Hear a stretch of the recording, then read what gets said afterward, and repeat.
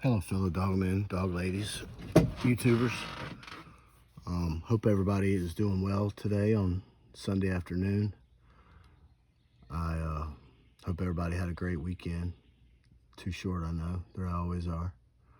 But I wanted to do a follow-up video, kinda, on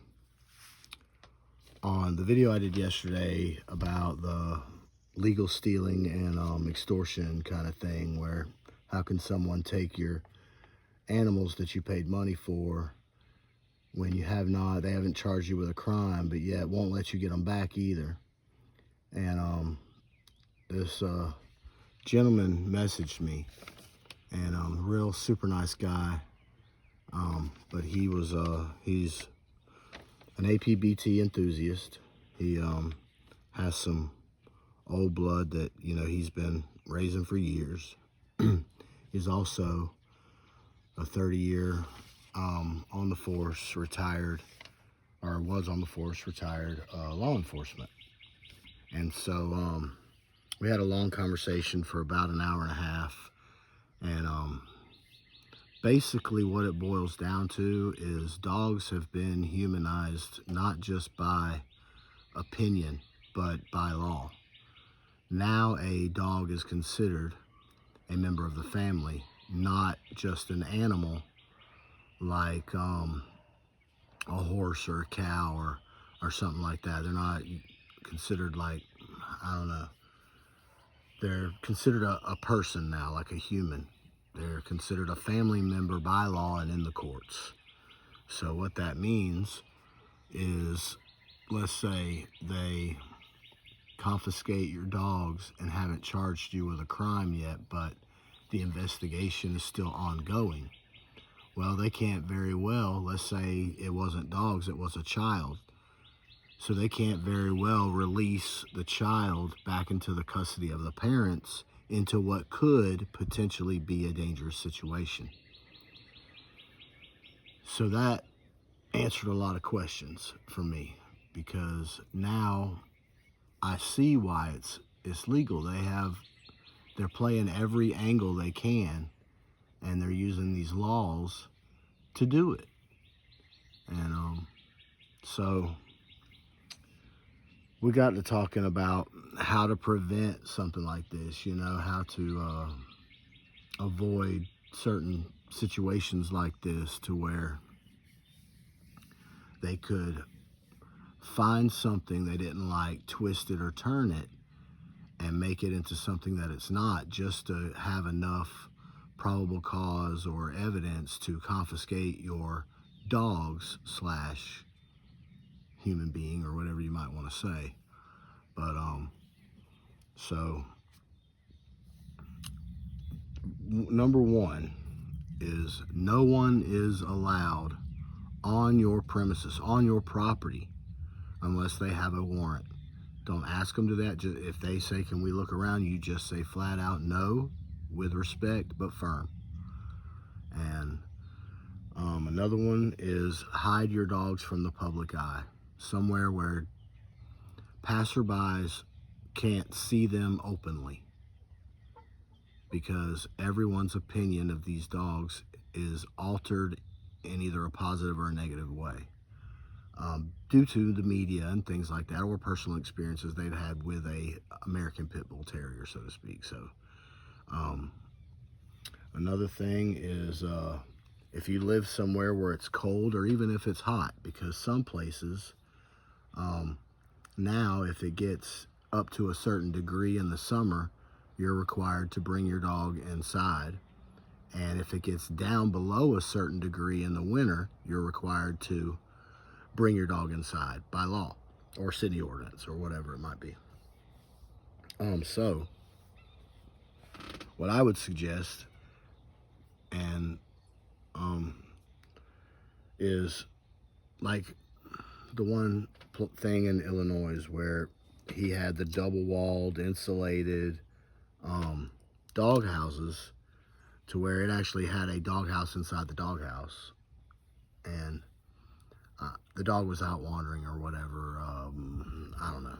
Anyway, I don't want to get into the specifics, but Install thermostats in every doghouse. If you live somewhere where it's cold or if you live somewhere where it's hot, find a way to install it to where the dog can't get to it and tear it up or eat it or something like that. That way, if someone does pull up and they do possibly maybe have a warrant, you can say, wait right here, and put your phone in that doghouse or whatever it might be that that it's his house, and snap a picture of the thermostat and say, look, this is the temperature it is right now in that doghouse. And then that way they can see right away and either leave the premises and say everything is fine and tell whoever called, a neighbor or whatever, or a passerby, that might not like the dogs in the area or something like that. Then you have immediate proof that there isn't any neglect going on. So that was a great idea. Again, this guy is a retired law enforcement and ex-military, and he was just a wealth of knowledge. And so the most important one, number one, is no one allowed on your property without a warrant. If they say, can I look around, you just say no, respectfully but firm. And if you live somewhere where it gets extremely, extremely hot and you have a run of kennels like how I've gotten, I use fans because they cool them down and they keep the gnats and all out of their face. But there's also things like misters that you can set on a timer that produce a mist of water, and you can have it run for a couple minutes and then shut off for 30 minutes and then come back on for a couple minutes with the fans. And that way, if it's too hot, you can immediately have proof. You can say, wait right here at the road or whatever, take a picture of your setup or whatever and take it to them, and you have immediate proof or evidence that your dogs are well taken care of. Both of these are extreme winter and extreme summer situations, or hot areas or extremely cold areas. So because they consider these animals family members, this is why this gives them the ground to keep your dogs, because now it's not just an animal, it's a member of the family. As I mentioned earlier, picture yourself, a child, and the parents were, you suspect that they were neglecting the child or whatever. So child services, let's say child services stepped in. They wouldn't release that child back to the family until a full investigation had been done and you were proven clear of all accusations. And here is one that is a shocker to me. When I learned this, I was like, I lost hope, so to speak. And I'm going to tell you what this is.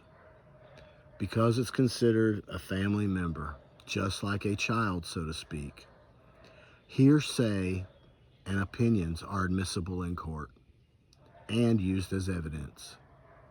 So it's discouraging because if someone has beef with you, they can make up anything and call authorities or animal control or whatever and make up some story of something that never even happened, and it's admissible. Unless you can prove it not true, it's admissible as evidence, and it's used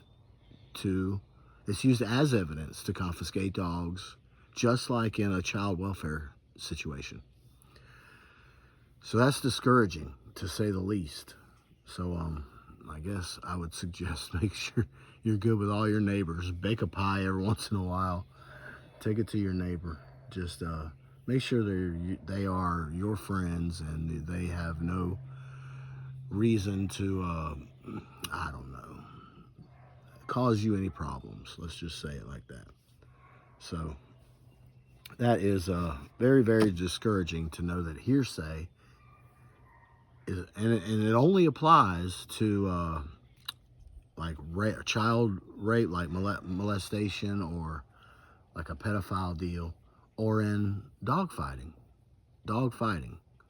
And I don't even know that it applies to, well, I guess it wouldn't apply to any other breeds. I don't know, but It only applies in two situations, and I think that that was like child molestation and dog fighting or something like that. But hearsay is admissible in court and can be used as evidence, and can be used as evidence right there on the scene of the crime, or the scene of whatever whoever called says to them. It can be used as evidence, and reasonable cause to take your animals. So, with all that being said, now I don't know. Every state may be different, and a lot of states, are not the same. So, I would just suggest that you look up what the city ordinances or laws are in your particular state or county or whatever. And you can also get in touch with your city council. You can call them and ask them what meetings are coming up and what each meeting is for, like what is this a vote on or whatever, like what's the topic of this meeting, and they can tell you. So you can call regularly, and once if you make a few calls, you'll see what kind of like the schedule kind of runs, and you can start calling. And if any of them pertain to tethering laws or anything like that, or dog houses or kenneling or temperatures or anything like that, you can show up. You can maybe get a group of people to oppose of something like this. And it seems like that we have no ground to stand on, and they have all of it. But there is, some things that we can say that, these are working dogs. This is a working breed. And so a hunting dog is reasonable. Hog dogs, that would, if you use your dogs for work, like hunting, and catch dogs for hogs, they're gonna have, scrapes and things like that. So it gives you kind of like a leg to stand on. And if I miss something, if I leave something out, I apologize. I took brief notes during our conversation, and I'm trying to cover everything. But the main thing that I wanted to cover is they are not looked at as animals. They're looked at as family members, being human, so to speak, and that's what gives them the right to confiscate and then keep them even without charges being filed. So, with that being said, good luck to everyone. So, but I started going back through because I started thinking, do they know that when they call it a family member, like they're using it as ground to stand on to get what they want? But it's actually true. I mean, I started looking at some of my pictures and pedigrees from the past, and it was some of these people have been raising these bloodlines and passing them down from generation to generation for 40 and 50 years. I mean, and that's just in like one family. So yeah, we love our dogs too. And for you to use a loophole to confiscate them, you're taking our family member. You're taking, just like you call it a family member, we do too. We're like, that dog is off of this dog, which was off of this dog, which was off of this dog, which my great granddaddy had, and it's a way for someone to keep attachment to a lost loved one, possibly, like a lost family member. Because we have chickens right now that our rooster is off of two roosters that died a couple years ago. One died last year, and his daddy died the year before that. But now we have a new rooster that hatched last year. He's the only one, but he has the blood of Henry, and then his son was Tony, and now his name is Billy. And I don't know why my boys give everything human names, but that's a whole nother story. So, but anyway, I got to looking back at some of these pictures, and there's me with, like, I don't know, long hair, and that's the only brindle I ever bred that I had in any breedings. And both of these dogs right here, this is Mickey and Mallory, well, Mickey Mayhem and Malicious Mallory, but that was my whelping box back then. It had a top on it, but they were half Staff and half Crenshaw blood. These dogs were back in probably 90, around 90, between 95 and 97, somewhere in there. And this dog, this Brindle, actually came from this female here. She was a screwed up female. She always would clean her pups, bust the sack, everything. And then after she got them all clean, she would pick them up and crush them and then set them to the side. She would just crush their skull. She did that for 2 litters. And at that time, I had like $600 in her, and I sold her to a guy for $50 because I was just tired of it. And in the very next litter, she raised them all up. This was a daughter of hers. This was Poison Ivy 2.0. And this was a dog named Reno. He was off of a Beeline Champion Cowboy male, bred to Lucky. I forget how Lucky was bred. It was some local stuff. But he was a good little dog, man. This was probably 15 to 20 years ago, so around 2003 or somewhere in there. But he was a good little male. His name was Reno. And that's Mickey.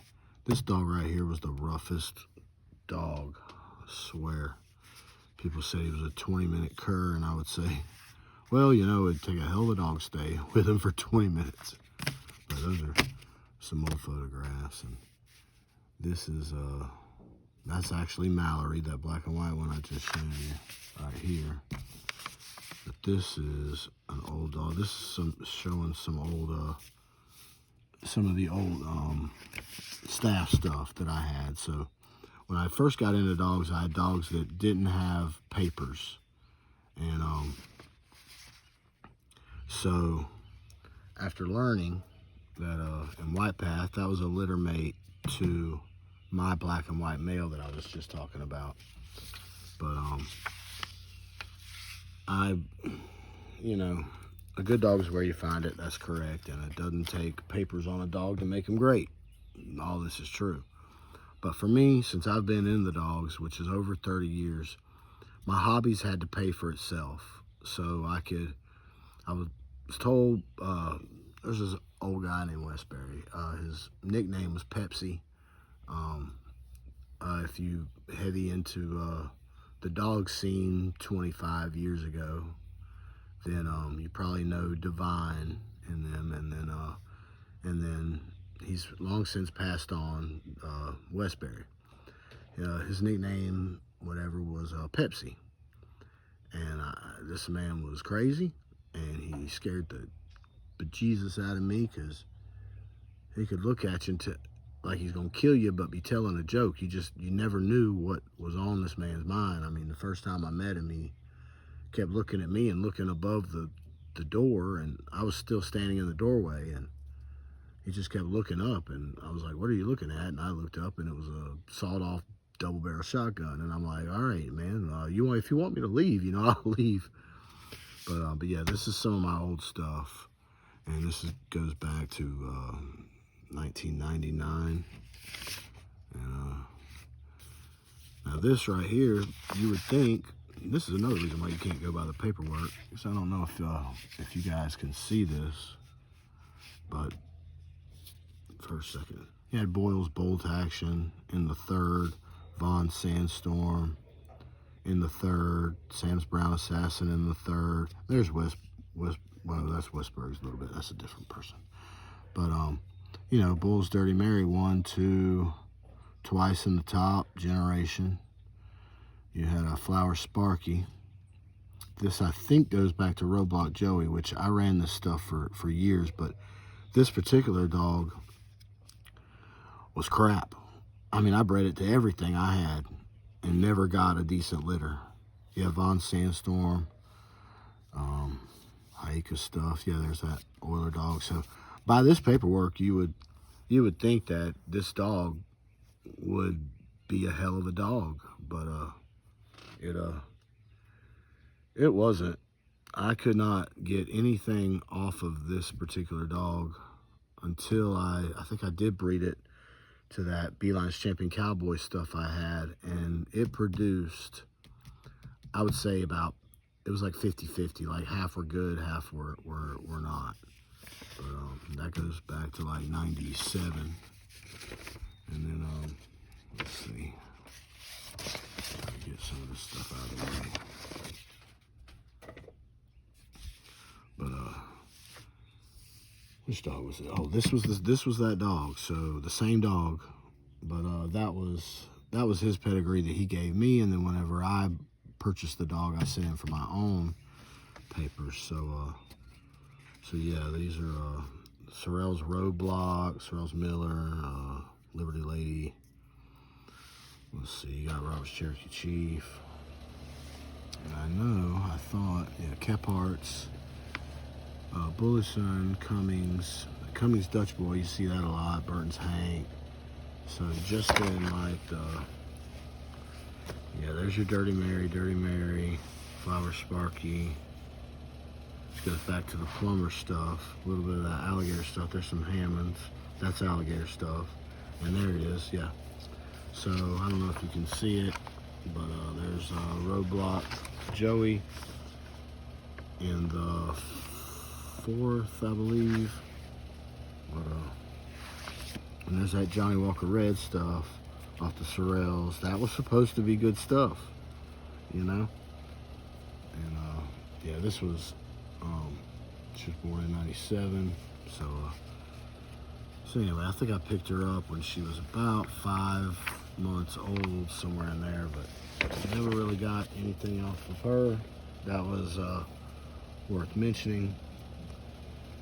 And then this dog was the wild side dog that I had off of, this is Wild Side's Cracker, and these were heavy Beeline's Champion Cowboy, heavy Niggerino, Honey Bunch, you know, Hopper's Champion Outlaw, Mountain Man's Bandit, let's say Niggerino. And then this is a different one. I ended up crossing this stuff with the Backdoor Joey stuff, or Roadblock Joey, as a lot of people know it. But so it was Roadblock Joey, and then this Knight's Cracker Jr. stuff. I don't know if anybody can see that, but this Huggins Cracker dog, and then there's, you know, Knight's Cracker Jr. This stuff was big around the old dog man that brought me up. This Smith's bootlegger stuff, but all this, yeah, from right here, and there's Cardenia's stuff right there, but all this stuff was big around the old timers that brought me up.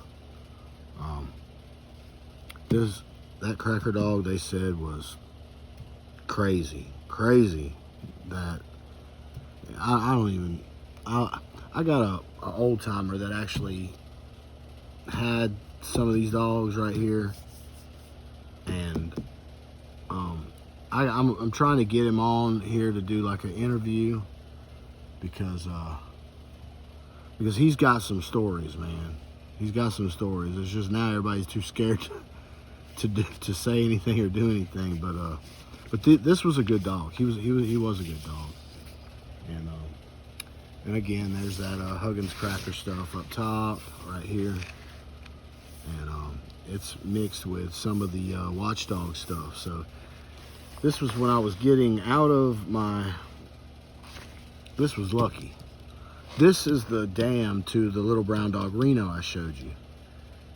So this was his bottom side. So you got all the Backdoor Joey and Cherokee Chief, a little bit of the Old Family Red, more Cracker stuff up top, and this little section. So it was about 25%, because there's that White Path Slater. That was a litter mate to my black male Mickey. And so this right here was about 25% staff, and all the rest was game bred dogs. Well, no, it might be more. It might be around 50% staff. No, it's less than 30%. It's around 30% staff, something like that. But this was in my going from staff to game bred dogs. And like I said, I had to breed dogs and keep a few and sell a few, you know, so. This was a dog that I didn't have for very long. And actually, this breeder, he was one of the guys that told me, his name was Julian. He was one of the old timers that brought me up. And he's the one that told me I had a 20-minute cur with that staff dog I had. So all of this, first of all, I want to say is all well over 20 years ago, speaking from a historic perspective, that you know, none of this is present day, present time. I mean, this dog was born in 1999, so that in itself shows you the dog is like 24 years old now. So, but yeah, this Julian guy, he was big into that cracker stuff, heavy Eli stuff. He's one of the main ones that I used to go to his house all the time. But he told me I had a 20-minute cur, and this guy had probably 75, 80 dogs. Every one of them black with the amber eyes. I mean, he was just heavy, old school Eli. And so I asked him what the best dog was in his yard. And when people say off the chain, this was really seriously off the chain. It was the following weekend, so it was 1 week, and nobody had time to, you know, condition, run their dog, do any kind of diet. It was what it is what it is. And we dropped them in a box, and that staff dog that I had, it was over in 6 minutes, and before they was pulling their dog. And that's when I told him, I said, he might be a 20-minute cur, but take a hell of a dog with him to stay in there with him for 10 minutes. And this is this was the last breeding I did with my old blood, I think. Let's see. It is, all right, yeah, this is the last breeding I did with that female that I told you. It looked like it had good papers, but it really wasn't great. And I wish I had some more of that Pete stuff off of that Randy stuff. That was some good stuff. Pete's Apollo, that was some good stuff. But this litter, I want to say it was better than before, but it wasn't as good as the breeding I did with the Beeline stuff. When I got the Beeline stuff, I started taking it to all the backdoor Joey stuff I had, and those produced some really good dogs. Now, before that, dogs bred like this, these dogs, you would think that they wouldn't take a long time to come out, but my heavy roadblock Joey stuff, man, it was taking 2 to 2.5 years before you even could see what you had. And it just I was just tired of waiting. I mean, it was like breed and wait. I mean, and I wouldn't do another breeding unless I saw what I needed to see from what I previously bred. So it was like breed and wait. But I know now we got pedigrees at Peds Online and all that, but this is how we used to do it back in the day. When you finally got to a computer, you just started printing out the dogs that you would see on it. This was me learning way back. This was 1999, so 20 some odd years ago. This was me having my information handy so that when I looked at pedigrees, I could actually trace back everything. Now it's a click of a finger or a mouse on a computer, but this was the let's see, was this the male? I don't remember, but I think that, yeah. All right, yeah, this was the sire, I think, to my dog, my Beeline dog that I had.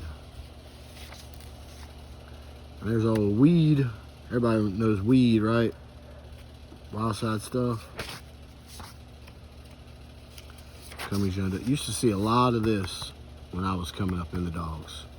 It was big in my area. There's Jeep. I don't know, there's a lot of, all this is just old crap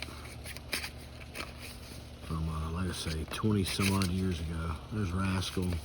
There's Finley's Bow.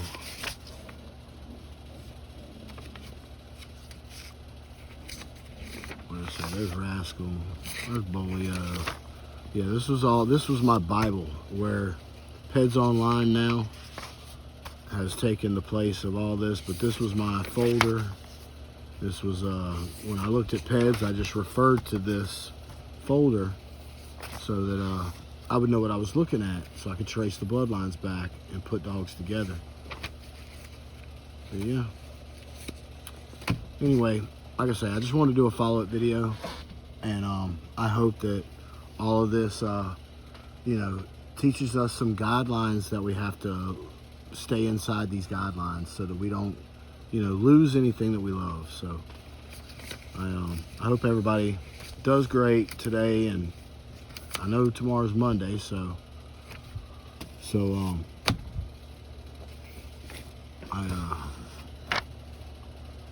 yep, this is the Cajun rules. So anyway, I hope nobody needs these anymore, because those days are over. They're long gone, and all that's at the end of this is your dogs getting taken, and possibly you in a world of trouble. So, but anyway, thank you to all my subscribers. Thank you for the support.